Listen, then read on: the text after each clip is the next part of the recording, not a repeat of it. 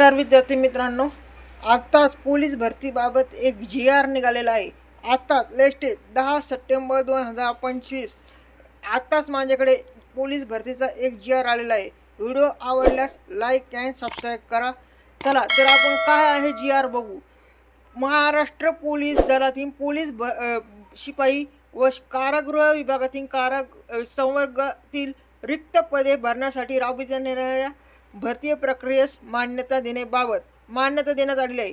महाराष्ट्र राज्य पोलीस दलातील 1/1/2024 ते 31/12/2024 या कालावधीत रिक्त झालेली व तसेच 1/1/2025 ते 31/12/2025 या कालावधीत रिक्त होणारी एकूण पदे 15,621 पदे भरतीसाठी आज राज्य सरकारने मंजुरी दिलेली आहे.